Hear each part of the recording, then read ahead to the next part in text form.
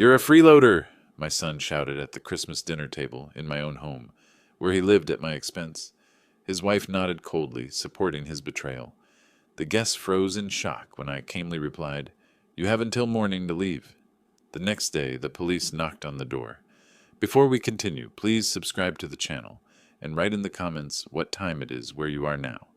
The front door clicked shut behind me, and Dylan's voice cut through the warm glow of Christmas lights before I'd even removed my coat.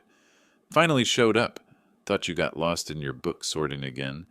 He sprawled across my leather recliner like he owned it, phone screen reflecting the tree lights as his thumb scrolled endlessly. Didn't even glance up. 8 months of this. 8 months of coming home to find him claiming my space, my chair, my peace. I hung my coat carefully in the hall closet, water droplets from melted snow pattering onto the hardwood. The library volunteer shift had run late. Mrs. Henderson needed help with the holiday returns, but I'd hurried through the December cold to get home for Christmas Eve. "Good evening." I stepped into the living room, adjusting my sweater. "How are preparations for tomorrow going?" Stella emerged from the kitchen archway, dish towel in hand, back deliberately turned toward me. Her blonde hair was pulled into a tight ponytail that made her look younger than 32. More like the college student Dylan had married rather than the woman who'd been living in my house since April. "We'll handle tomorrow ourselves." Dylan's tone carried that familiar edge of dismissal. "Don't need your help." The fireplace crackled softly, casting dancing shadows across the room. I'd arranged the Christmas decorations myself 3 weeks ago. Garland along the mantel, the ceramic nativity my late wife Margaret had collected piece by piece, stockings hung with care, everything in its proper place, everything except the family beneath them. "Everything's under control," Stella added without turning, her voice flat as winter pavement. I moved toward the fireplace, straightening the slightly askew ornament on the tree. The silver bell chimed softly at my touch. Control? What an interesting word choice. I wondered whose control she meant. "The Smiths are excited about tomorrow," Dylan continued, finally looking up from his phone. "Mary's bringing her famous potato salad." The words hit like ice water. Smiths. Tomorrow. I wasn't aware we were having guests. Dylan's eyebrows lifted in mock surprise. "Oh, didn't we mention it?" "Yeah, John and Mary are coming. And Anne from next door. Tom from my old job, too." He waved his hand dismissively. "Just a few people."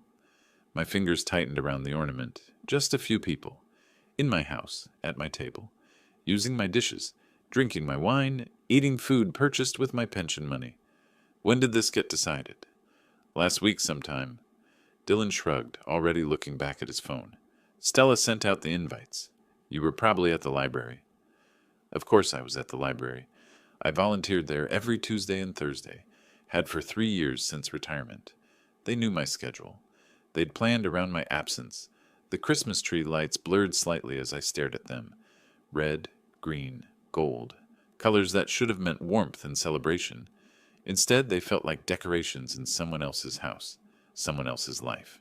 How many people exactly? 6, maybe 7. Stella finally spoke, her back still turned. "Nothing fancy?" Nothing fancy. Except the fancy groceries I'd noticed appearing in my refrigerator over the past week. The expensive wine bottles on the counter. The premium turkey that cost twice what I usually spent. Dylan stretched in my chair, his feet propped on the coffee table I'd refinished myself last spring. The same coffee table that now bore water, rings from glasses he never used coasters for. "Don't worry, old man. We've got it handled." Old man. The phrase settled in my chest like a cold stone. 65 wasn't old. Retired wasn't useless. This was still my house, my home, my life, wasn't it? I straightened another ornament, this one a small wooden angel Margaret had painted herself. The delicate brush strokes reminded me of her careful hands, her gentle way of making everything beautiful. She would have been gracious about unexpected guests. She would have smiled and welcomed them and somehow made magic happen. But Margaret wasn't here. Hadn't been here for 4 years. And I wasn't Margaret. "Well," I said quietly, "I suppose I should get out of your way then." "Good idea." Dylan's attention had already returned to his phone. "We've got last-minute stuff to finish." I stood there for another moment, watching my son scroll through whatever absorbed him more than basic courtesy. watching my daughter-in-law move efficiently through my kitchen like she was the homeowner, listening to the fire crackle in the fireplace where I'd spent countless quiet evenings, reading, thinking, remembering. The stairs creaked under my weight as I climbed them, each step taking me further from the life happening in my living room and closer to the refuge of my bedroom. Behind me, I heard Stella's voice, though not her words, something about tablecloths and seating arrangements. My hand found the banister Margaret had polished every Saturday for 23 years. The bedroom door closed with a soft click, muffling the voices downstairs. I stood there for a moment, hand still on the doorknob, listening to the muted sounds of preparation happening without me. Stella's footsteps crossed the kitchen. Dylan's voice rose briefly, then faded. I removed my shoes, placing them precisely beside the bed, and settled into the reading chair by the window.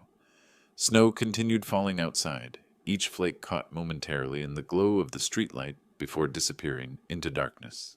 The Johnsons' house across the street blazed with Christmas lights, multicolored strands outlining every window, every door frame, an inflatable Santa, waving mechanically from their front yard. My desk drawer slid open with the familiar scrape of wood against wood.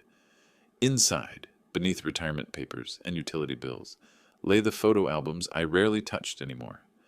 Margaret organizing them had been one of her quiet joys. Everything chronological, labeled, preserved. The first album fell open to our wedding day, Margaret in white lace, radiant despite the courthouse setting we'd chosen for budget reasons. My younger self stood beside her in a borrowed suit, both of us grinning like we'd won the lottery. In a way, we had. I turned the page. Dylan at 6 months, chubby cheeks and bright eyes, reaching for the camera with tiny fists. Margaret had captured every milestone, first steps, first words, first day of school. Dylan building blanket forts in this very room when he was 8.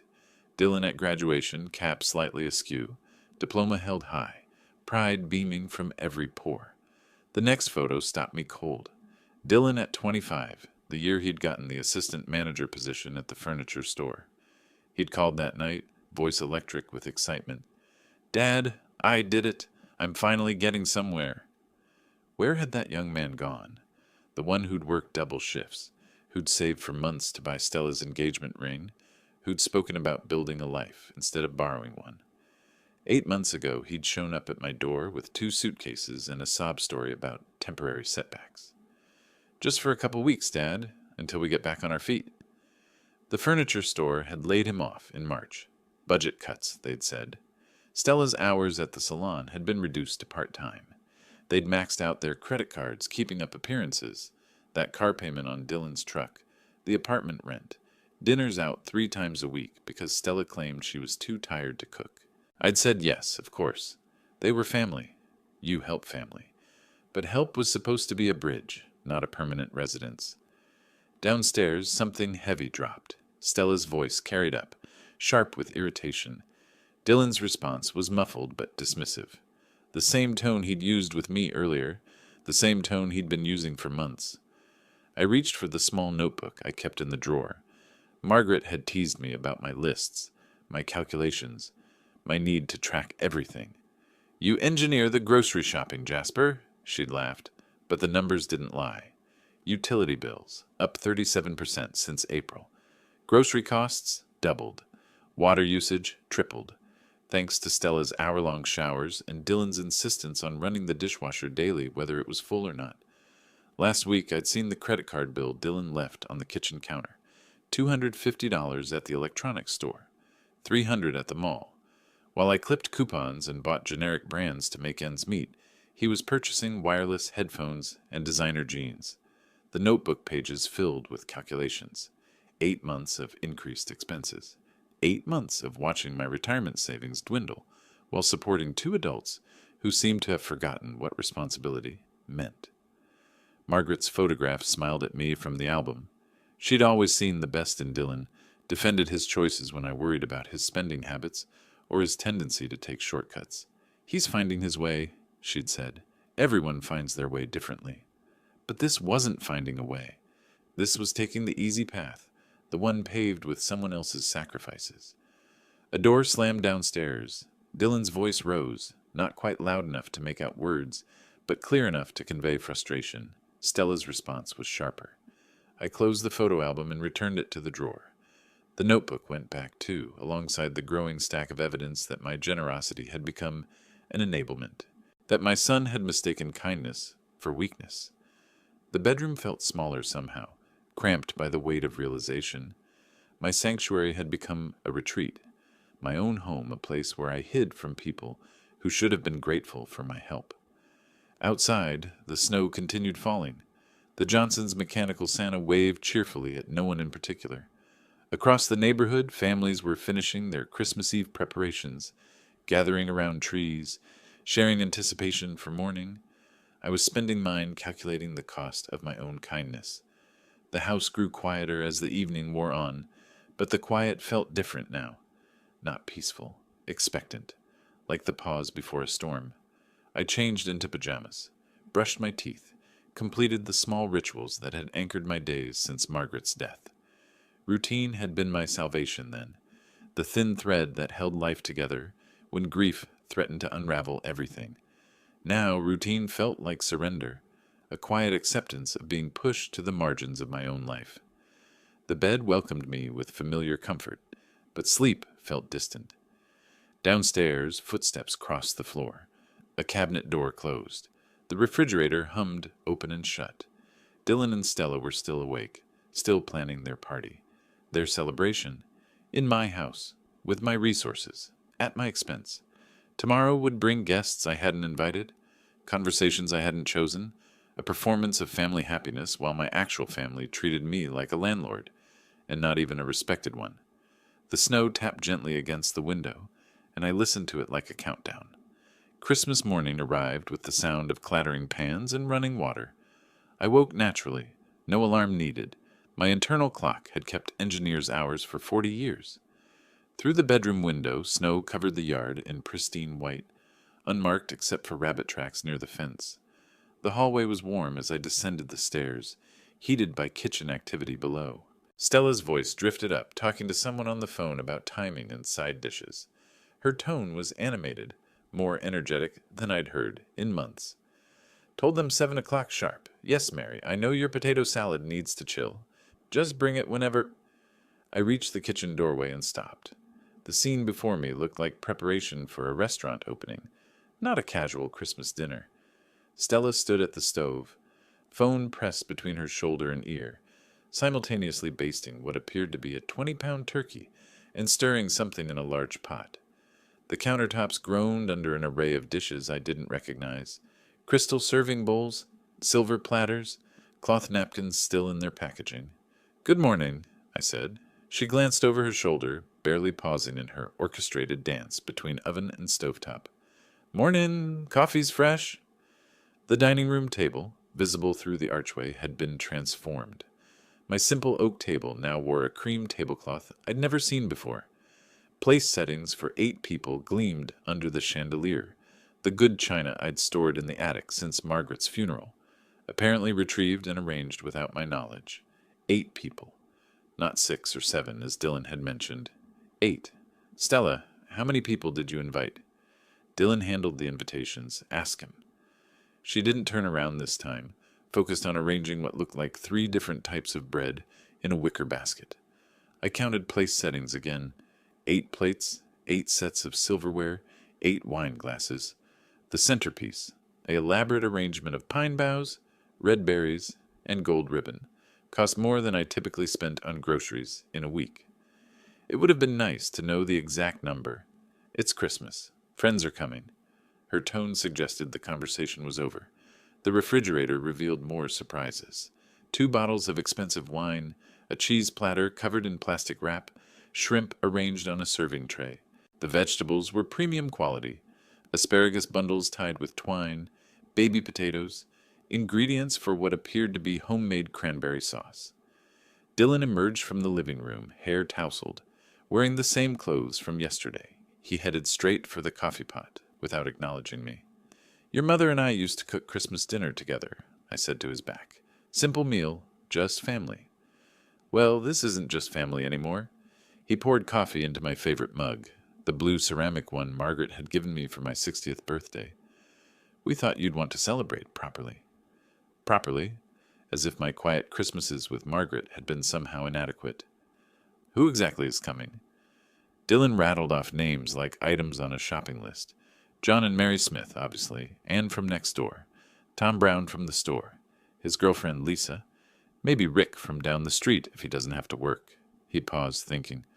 Oh, and Stella's sister might drive down from Cleveland. 8 potential guests had become 9. In my house, eating food purchased with my pension money. This seems like quite an undertaking for a casual Christmas dinner. Stella finally turned around, wooden spoon in hand, face flushed from kitchen heat. We wanted to do something special, show people how grateful we are for... She gestured vaguely around the kitchen. For everything. Grateful. The word felt hollow, coming from someone who'd been treating my home like her personal domain for 8 months. The turkey alone must have cost $60. We wanted quality, Dylan said, defensive now. You always taught me not to cut corners. True, I had taught him that. In the context of work, of building things to last, of taking pride in craftsmanship, not in the context of spending someone else's money on impressive displays. The kitchen timer chimed. Stella spun back to the oven, pulling out a tray of what appeared to be homemade rolls. The smell was admittedly magnificent, yeast and butter and warmth that belonged in a family magazine photo. What time are people arriving? Around 2, Dylan answered. Gives us time to finish prep and get cleaned up. 5 hours.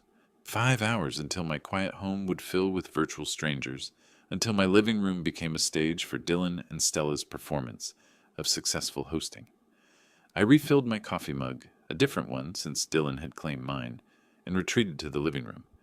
The Christmas tree looked smaller somehow, dwarfed by folding chairs that had been retrieved from the basement and arranged in a semicircle. My reading chair had been pushed against the wall to make room for the expanded seating arrangement. Through the kitchen doorway, I watched Stella move with purposeful efficiency, Dylan occasionally stirring something or opening wine to let it breathe. They worked together like a team, comfortable in their shared project. When had they planned this? How many conversations had happened around my absence? How many decisions made without consulting the person who would pay for them? The house phone rang. Dylan answered with exaggerated cheer. Merry Christmas. Yes, everything's on schedule. Can't wait to see you. I sat in my displaced chair, surrounded by evidence of a celebration I hadn't chosen, drinking coffee from a mug that wasn't my favorite, watching my son and daughter-in-law transform my home into their vision of holiday entertainment. The day stretched ahead of me like a performance I'd never auditioned for but was somehow expected to star in. Smile, be gracious, play the role of generous patriarch, while my savings account funded their social ambitions. Outside, the snow continued falling, blanketing the world in silence. The afternoon had felt endless. I'd retreated to my study after the kitchen discovery, trying to read, trying to focus on anything other than the elaborate performance being orchestrated in my own home. But the sounds of preparation filtered through every wall, running water, clattering dishes, Stella's voice directing some invisible production. The doorbell rang at exactly 6 o'clock. I rose from my chair, straightening my sweater, and walked to the front door. Through the frosted glass, I could see 2 figures bundled in winter coats. My hand hesitated on the doorknob for just a moment before turning it. Jasper! Mary Smith beamed at me, her arms laden with a covered dish and a bottle of wine wrapped in festive paper. Behind her, John stamped snow from his boots on the porch mat. What a wonderful home! Thank you for inviting us. The words hit like a physical blow. Thank you for inviting us. To my own house. This is, of course, please come in. I stepped aside, forcing my face into what I hoped resembled warmth. Mary bustled past me into the foyer, John following with the quiet, Evening, Jasper. They began removing their coats, and I took them automatically, hanging them in the hall closet I'd organized 30 years ago. As I arranged their winter wear beside my own jacket, I wondered when I'd become a guest in my own home. Oh, it smells absolutely divine, Mary's voice carried from the living room. Stella must be an amazing cook.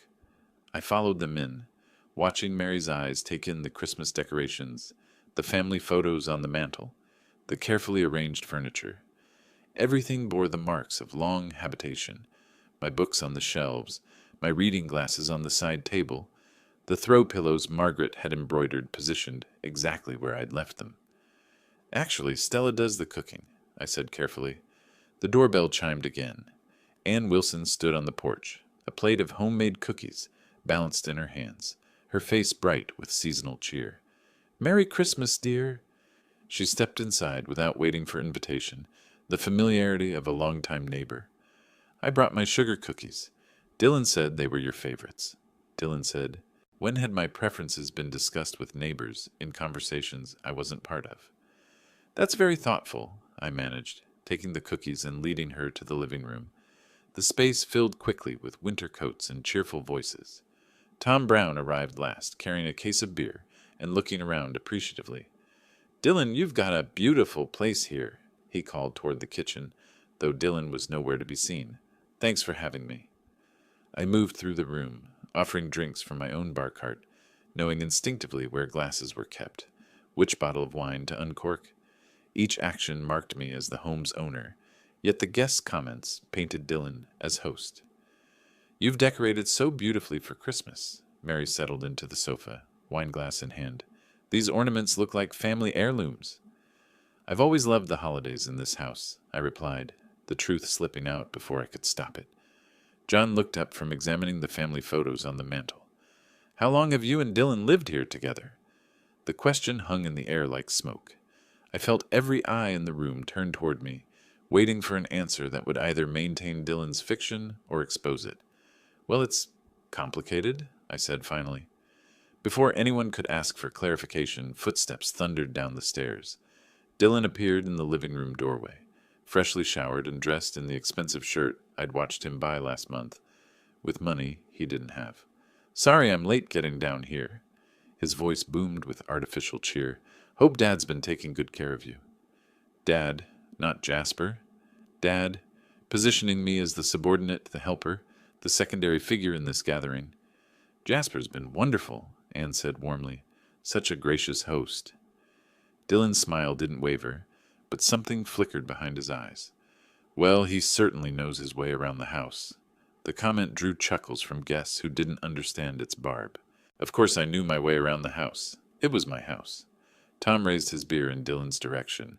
"Great place you've got here, man. Must be nice having so much space." "It has its advantages," Dylan replied, moving to claim the center of the room. "Though it gets expensive, maintaining a place like this." "Expensive? Maintained with whose money, exactly?" Mary noticed my silence. "Jasper, you're awfully quiet. Are you feeling all right?" Before I could answer, Stella's voice cut through the conversation from the kitchen doorway. "Dinner's ready. Everyone come to the table." The announcement created a natural surge of movement. Guests rose, gathering their wine glasses, following Stella's gestures toward the dining room. I remained seated for a moment, watching Dylan shepherd people toward the elaborately set table, playing host in my home with my dishes. The dining room buzzed with appreciative comments about the formal setting, the centerpiece, the careful arrangement of 8 place settings around my oak table. I followed slowly, last in the procession, feeling like a stranger arriving at someone else's party. The dining room glowed with candlelight and Christmas warmth. My oak table, which had hosted countless family meals over 23 years with Margaret, wore an elaborate cream tablecloth I'd never seen before. The good china, stored in the attic since Margaret's funeral, gleamed under the chandeliers she'd picked out when we'd first bought the house. Guests gathered around the table, wine glasses in hand, voices bright with holiday cheer. Mary admired the centerpiece, while Tom complimented the formal setting. Everyone moved with that pleasant anticipation of a special meal, completely unaware they were witnessing the systematic erasure of my authority in my own home. I approached my usual chair at the head of the table, the seat I'd occupied for nearly 3 decades, where I'd carved Christmas turkeys and birthday cakes, where I'd helped Dylan with homework and discussed my day with Margaret. My hand reached automatically for the familiar position. Dylan stepped directly into my path. "Stop!" The single word cut through the dinner party chatter like ice water. Conversations halted mid-sentence. Forks paused halfway to mouths. Every head turned toward us. "You're not invited to this dinner table, freeloader." The silence that followed was so complete I could hear snow tapping against the windows. Tom's beer bottle stopped halfway to his lips. Mary's hand froze on her wineglass. Anne's mouth opened in a small, shocked circle. "What did you just say?" My voice came out quieter than I had intended, barely above a whisper. "You heard me." Dylan's posture radiated confidence, feeding off the audience of shocked faces. "We invited real guests tonight." "Oh my." Mary's whispered words barely broke the silence. I stood frozen, hands still extended toward my chair, while my 35-year-old son blocked my path like a bouncer at an exclusive club. The room felt smaller suddenly, the walls pressing closer as every eye focused on this moment of public humiliation. "Maybe we should—" Anne started, her voice trailing off uncertainly. "No, stay." Dylan's interruption was sharp, commanding. He needed to hear this. Stella appeared in the kitchen doorway, dish towel in her hands, watching the scene unfold. When our eyes met, she gave an almost imperceptible nod, silent support for her husband's public degradation of his father. The Christmas tree lights from the living room cast colored shadows through the archway, red and green and gold dancing across faces frozen in disbelief.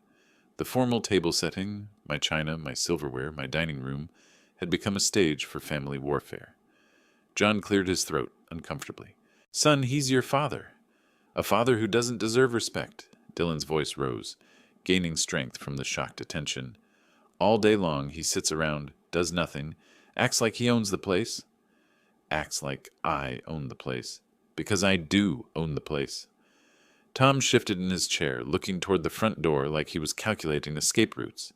"Maybe we should leave." "Don't leave because of him." Dylan waved dismissively in my direction, treating me like an unwelcome intruder who'd crashed his party. "This is our dinner party." "Our dinner party? In my house. With my dishes. Purchased with my pension money." Mary reached toward Dylan's arm, her maternal instincts kicking in. "Dylan, please, maybe we shouldn't— It's Christmas." "No." His response was sharp enough to make her flinch. "He needs to know his place. All day long he sits around, does nothing." "Does nothing. While I volunteer at the library, maintain the house, pay the bills, and subsidize their lifestyle with my retirement savings." The candles flickered in their crystal holders. Margaret's candles from Margaret's holders on Margaret's table. She would have been horrified by this public spectacle, this violation of everything she'd taught Dylan about respect and family. "Dylan!" Anne's voice carried the weight of motherly disappointment. "This is making everyone uncomfortable." "He's made me uncomfortable for months." Dylan's gestures became more animated, feeding off the tension in the room. "Living here like he owns the place." "Living here like I own the place." The irony was so complete it almost made me laugh. Almost. The silence stretched between us, thick with shock and embarrassment. Around the table, my guests, no, Dylan's guests, sat frozen, trapped witnesses to a family meltdown they'd never expected when they'd accepted invitations to Christmas dinner. Stella moved slightly in the doorway, still watching, still silent, still supporting her husband's performance through passive presence. I remained standing beside my displaced chair, every eye in the room focused on me, waiting for my response. The moment hung in the air like suspended breath, pregnant with possibility. The only sound was snow continuing to tap against windows, and the soft hiss of candles burning down. The silence stretched until it became unbearable. I could feel 8 pairs of eyes watching me, waiting for my reaction to my son's public humiliation. Dylan stood beside my chair like a guard, chest puffed with artificial authority, feeding off the shocked attention of his audience. Mary reached across the table toward Dylan, her voice gentle but firm. "Dylan, please, maybe we shouldn't— It's Christmas." He jerked his arm away from her touch. "No. He needs to know his place. All day long he sits around, does nothing." John pushed back slightly from the table, his diplomatic instincts engaging. "Son, he's your father." "A father who doesn't deserve respect?" Dylan's voice carried across the dining room, bouncing off walls that had heard 40 years of family conversations, but never anything like this. "Living here like he owns the place." Anne shifted uncomfortably in her chair, her motherly features creased with concern. "This is making everyone uncomfortable." "He's made me uncomfortable for months." Dylan spun toward the guests, treating them like a jury he needed to convince. Every day I come home and there he is, sitting in my living room, reading my books, watching my television. My living room, my books, my television. Each possessive pronoun was like a physical blow. Tom Brown set down his beer bottle with deliberate care, the small sound echoing in the tense silence. Maybe we should leave. Don't leave because of him. Dylan's voice cracked with desperation now, as if he sensed his performance wasn't convincing his audience. This is our dinner party, our house, our life. But Mary wasn't buying it. Her eyes moved from Dylan to me, taking in my careful posture, my familiarity with the space, the way I naturally knew where everything belonged. Jasper, she said quietly, whose house is this? The question hung in the air like a sword. Dylan's face flushed red. We all live here together. It's complicated. No, Mary said, her voice gaining strength. It's not complicated. Whose name is on the deed? That doesn't matter. Dylan stammered, his confident facade cracking. John stood slowly, his height giving him authority in the suddenly charged room. Dylan, you called your father a freeloader, in what appears to be his own home, at Christmas dinner. You don't understand. Dylan's voice rose to near shouting. He acts like some generous patriarch, but he controls everything. Every penny, every decision, every moment of our lives. Controls everything. While he and Stella spent my money on designer clothes and elaborate dinner parties. Anne's voice cut through Dylan's mounting hysteria. How long have you been living here? We're not. Dylan looked wildly between his guests, realizing his carefully constructed narrative was collapsing. 8 months, but it was supposed to be temporary. 8 months, Tom repeated slowly. Rent-free? Stella finally spoke from the doorway, her voice barely above a whisper. We're getting back on our feet. On whose feet? Mary's question was surgical in its precision. Who pays the mortgage? The utilities? The food for this dinner? The questions came like arrows, each one finding its mark. Dylan's face cycled through emotions, anger, embarrassment, desperation, rage. He looked around the table at faces that had started the evening friendly and were now filled with dawning understanding. You all don't understand, he exploded. It's not that simple. Life is complicated.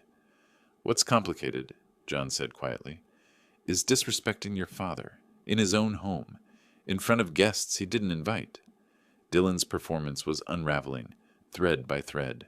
The authority he'd tried to project through volume and aggression was being demolished by simple questions and quiet observations. He's controlling. He makes us feel like children. You're acting like children, Anne said, her grandmother's voice carrying the weight of decades watching family dynamics. Grown adults should pay their own way. The words hit Dylan like physical blows, his face contorted with fury, the mask of successful host completely abandoned now. Don't you lecture me. You don't know what it's like. I know what respect looks like, Mary said firmly, and this isn't it. Dylan whirled toward me, his finger pointed like a weapon. Look at him, just standing there, acting like the victim. I remained still, letting his words hang in the air, letting the guests see exactly who was creating this scene, who was destroying Christmas dinner with accusations and rage. The contrast was stark. Dylan's mounting hysteria against my controlled silence, his desperate justifications against my dignified stillness. The dining room had become a courtroom, and the jury was reaching its verdict. The dining room held its breath. Dylan stood triumphant beside my chair, chest heaving from his emotional performance, while 8 pairs of eyes waited for my response to his accusations. He'd painted me as the villain, the controlling patriarch, the burden in his narrative. I turned away from him completely. Freeloader, I spoke directly to the guests, my voice carrying the measured precision of 4 decades in engineering. Dylan, remind our guests who pays for this house. That's not important. His voice cracked slightly, the first hint that his confidence was manufactured. Who bought the food for tonight's dinner? I continued, still addressing Mary, John, Anne, and Tom as if Dylan weren't worth acknowledging. Who pays the electricity keeping these lights on? The gas heating this room? The water in those wine glasses? John shifted uncomfortably in his seat. Mary's eyes moved from Dylan to me, pieces of a puzzle beginning to align. You're embarrassing yourself. Dylan's interruption sounded desperate now, less commanding. I gestured toward his feet. Those $300 sneakers you're wearing, are those my fault too? Dylan's face flushed red. Stop it! The designer jeans, the expensive watch. My voice remained level, factual. 8 months of groceries, utilities, insurance premiums. Should I get the receipts? You don't understand, Dylan spun toward the guests, seeking allies who were no longer listening to him. He controls everything. Mary set down her wineglass with deliberate care. Dylan, whose name is on the deed to this house? The question landed like a physical blow. Dylan's mouth opened, closed, opened again. This is his house, Anne said quietly, the realization dawning in her voice. Isn't it? Tom looked around the dining room with new understanding. The family photos on the walls, all showing Jasper and Margaret through decades of marriage. The careful organization, the settled comfort of long habitation. Everything pointed to one truth. How long have you been living here? John's question was surgical in its simplicity. 8 months, I answered when Dylan remained silent. Rent-free. They were supposed to stay a couple weeks until they got back on their feet. Stella made a small sound from the kitchen doorway, somewhere between a gasp and a groan. A couple weeks, Mary repeated slowly. 8 months ago. The math was simple enough. The guests exchanged glances, silent communications between married couples who'd spent decades reading each other's expressions. Dylan! Anne's voice carried the weight of maternal disappointment. You called your father a freeloader, in his own home. You don't understand the situation. Dylan's voice rose again, but it sounded hollow now, echoing in a room that had turned against him. I understand perfectly, Tom said quietly. He looked at me with something approaching awe. You've been supporting them. For 8 months. The silence that followed was different from before. Not shocked confusion, but dawning comprehension. The guests saw Dylan's expensive clothes with new eyes, understood the elaborate dinner preparations in a new context, recognized the careful way I moved through my own space. Those credit card bills you left on the kitchen counter, I continued, still speaking to the guests rather than to my son. $12,000 in debt, while living in my house, eating my food, using my utilities. Dylan's face had gone pale now, the color draining as his carefully constructed narrative collapsed sentence by sentence. He makes us feel like children, Dylan tried one last, desperate justification. You're acting like children, Mary said firmly. Grown adults should pay their own way. The words hit Dylan like a physical blow. He staggered slightly, looking around the table at faces that had started the evening friendly and were now filled with disgust. John stood slowly, his height giving him authority in the suddenly changed room. I think we've heard enough. The dining room that had begun the evening as a stage for Dylan's performance of successful hosting had become a courtroom, and the jury had reached its verdict. Dylan looked wildly between his guests, seeking support that was no longer there, understanding that his humiliation was now complete and public. This isn't over, he whispered, but the words carried no weight in a room that had already dismissed him. Dylan's whispered threat hung in the air for exactly 3 heartbeats before he exploded. His chair scraped violently against the hardwood as he shot to his feet, the sound like fingernails on a chalkboard. His fists slammed into the oak table, making dishes jump and wine glasses tremble. Enough! The word erupted from him with such force that Anne flinched backward. Mary's hand flew to her chest. Tom half rose from his seat, protective instincts engaging. Go to your room, right now. The command was meant to humiliate me in front of the guests, to reassert dominance through volume and aggression. Dylan pointed toward the staircase like a parent disciplining a disobedient child. I remained perfectly still. The contrast was stark in the candlelit dining room, Dylan's face red with rage, gesturing wildly while I stood calm and unmoved beside the chair he'd blocked me from. The guests sat frozen, witnessing something that went beyond family disagreement, into the realm of public breakdown. John cleared his throat. Dylan, maybe you should... No! Dylan whirled toward him, eyes wild. You don't understand. I'm the one in charge here. This is my house. But the words sounded hollow now, desperate. Everyone in the room knew the truth. Dylan! Mary's voice was soft, concerned. Please sit down. I won't sit down in my own dining room. He began pacing behind the chairs like a caged animal, hands clenched into fists.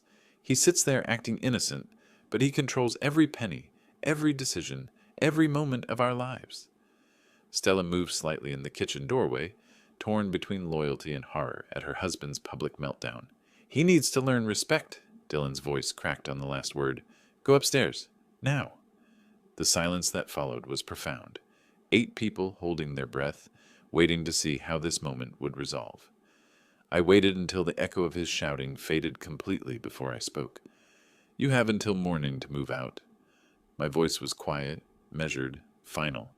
No anger, no emotion, just simple statement of fact. The words hit Dylan like a physical blow. His mouth fell open. The pacing stopped. What? The question came out strangled. We're not going anywhere. You have until morning. You can't make us leave. I turned to face him directly for the first time since his outburst began. This is my house. The simplicity of the statement was devastating. No arguments, no justifications, no negotiations, just truth. Dylan's face cycled through emotions: shock, rage, disbelief, panic. You can't. We don't have anywhere. It's Christmas. You should have thought of that before you called me a freeloader at my own dinner table. The guests sat transfixed, watching the complete destruction of Dylan's world in real time. Tom reached for his wife's hand under the table. Mary covered her mouth with her fingers. Anne looked like she might cry. Please! Dylan's voice broke completely. Dad, please, we can talk about this. But I was already moving toward the staircase, my decision made and communicated. The dining room that had been a battlefield minutes earlier now felt like a courtroom after sentencing. Until morning, I repeated without looking back. Behind me, the silence stretched like a held breath, broken only by the soft sound of my footsteps on the stairs, and someone, maybe Stella, beginning to cry. The Christmas dinner that Dylan had orchestrated to prove his authority had become his complete undoing, and it wasn't even 8 o'clock yet. The staircase creaked under my weight as I climbed away from the wreckage of Christmas dinner. Each step took me further from Dylan's breakdown and closer to the sanctuary of my bedroom. Behind me, the dining room had erupted into hushed, frantic conversation, voices overlapping as guests tried to process what they'd witnessed. My bedroom door closed with a soft click, sealing me away from the chaos below. I stood for a moment with my back against the door, listening to the muffled sounds filtering up through the floor. Dylan's voice, high and panicked, Stella crying, the scrape of chairs as people moved. I removed my dinner jacket, hanging it carefully in the closet beside suits I'd worn to Margaret's funeral, to Dylan's graduation, to retirement parties and birthday celebrations. The ritual of putting away formal clothes felt symbolic, somehow, shedding the costume of a performance I'd never auditioned for. The chair by the window welcomed me like an old friend. From here, I could see the driveway, the street, the normal Christmas lights twinkling in neighbors' windows. The world outside continued its holiday celebration, oblivious to the family drama that had just imploded in my dining room. Car doors slammed in the driveway. Engines started. One by one, the guests were fleeing the disaster Dylan had created. I watched headlights sweep across the snow as Tom's car backed out, followed by John and Mary's sedan. Anne's porch light flickered on across the street as she hurried home, probably eager to distance herself from the evening's ugliness. The house grew quieter as the exodus continued. Downstairs, voices rose and fell, Dylan and Stella having what sounded like an argument. Something crashed, maybe a plate being slammed down too hard. Then Stella's voice again, pleading, reasoning, trying to salvage something from the wreckage. 35 years I'd waited for him to act like an adult. 35 years of watching him take shortcuts, make excuses, expect others to clean up his messes. Margaret had always believed he'd eventually mature, find his way. Give him time, she'd said. He'll figure it out. But time had run out. 8 months of supporting him financially while he treated me like an intruder in my own home. 8 months of watching him spend money he didn't have while I clipped coupons to make ends meet. 8 months of being treated like the help in my own house. The snow continued falling outside, steady and silent. The Johnsons' inflatable Santa still waved mechanically from their front yard, oblivious to human drama. Christmas would continue tomorrow, regardless of family feuds or eviction ultimatums. Around 9 o'clock, the house finally fell silent.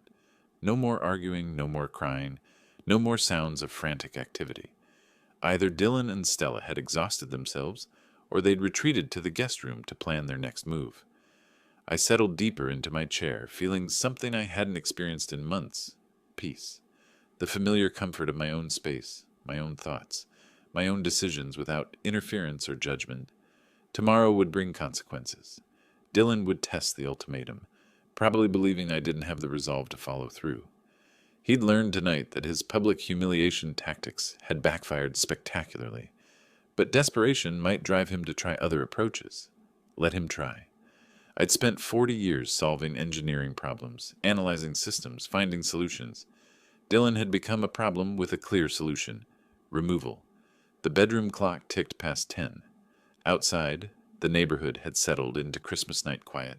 Porch lights dimmed, windows glowing softly with tree lights and family warmth.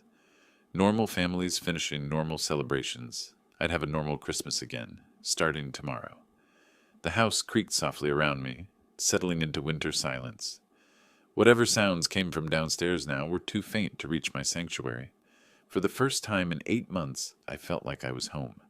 The first thing I noticed when I woke was the silence. No running water from their bathroom, no footsteps overhead, no sounds of movement that had become the soundtrack of 8 months of unwanted cohabitation. 10 o'clock on the digital clock beside my bed. The deadline had passed 2 hours ago. I showered and dressed with deliberate care, choosing clothes that conveyed authority: pressed slacks, collared shirt, the leather belt Margaret had given me for our 20th anniversary. Every action felt ceremonial, preparing for a conclusion that had been inevitable since Dylan's first month of making excuses instead of progress. The staircase creaked under my weight as I descended into the aftermath of last night's disaster. Sunlight streamed through windows I hadn't bothered to close the curtains on, illuminating the wreckage of what was supposed to be Christmas dinner. Wine glasses sat abandoned on every surface, some still containing dregs of expensive wine purchased with my pension money. Plates with congealed gravy and cold turkey dotted the dining room table like evidence in a crime scene. The good china, Margaret's china, looked violated somehow, stained with the residue of family warfare. Dylan's leather jacket hung over the back of my reading chair, the price tag of $200 etched in my memory from the day I'd watched him buy it. Stella's cosmetics were scattered across the bathroom counter upstairs, her expensive face creams and serums claiming territory like a small invasion. I made coffee in a kitchen that still smelled of last night's turkey, listening for any sounds from the guest bedroom. Nothing. They were sleeping in, confident in their assumption that the old man had been bluffing. 35 years of watching me bend, compromise, and accommodate had taught them I was all bark and no bite. The morning felt different than yesterday's tense anticipation. No anxiety, no second guessing. The decision had crystallized during the night into something clean and final. They'd had their chance to leave with dignity. They'd chosen defiance instead. I settled at the kitchen table with my coffee, positioning myself with a clear view of the hallway leading to their bedroom. The house felt larger somehow, as if removing the weight of their presence had opened up space I'd forgotten existed. Through the window, I could see the Johnsons across the street hanging Christmas lights they'd apparently forgotten to put up before the holiday. Normal people having normal problems, not hosting adult children who called them freeloaders in their own homes. The coffee was good, the expensive blend Dylan had insisted on buying. Another small irony in a situation full of them. I'd drink the rest of it after they were gone. A small victory toast with ingredients purchased using my generosity and thrown back in my face. Clock hands moved with mechanical precision toward 11. Still no sounds from upstairs. Still no acknowledgement that they'd missed the deadline. Still no signs of packing or preparation. Their silence was its own form of communication, a bet that I lacked the resolve to follow through on my ultimatum. They were about to learn how expensive that bet would prove to be. At exactly 11 o'clock, floorboards creaked overhead. The sound of feet hitting the floor, muffled conversation, the toilet flushing. Finally awake and probably discussing strategy for managing the aftermath of last night's explosion. I remained seated with my coffee, waiting, patient as I'd been for 8 months, but with an entirely different purpose now. Dylan appeared at the bottom of the stairs, wearing the silk pajamas Stella had given him for his birthday. $70 pajamas. I remembered the receipt. His hair was disheveled, but his posture carried the casual confidence of someone who believed the storm had passed. "Morning, Dad." He padded into the kitchen, bare feet slapping against tiles I'd installed myself 15 years ago. "Coffee smells good." I watched him pour a cup using the mug Margaret had painted in her ceramics class, the one with "World's Best Husband" in her careful script. Another small violation in a series of violations. "Sleep well?"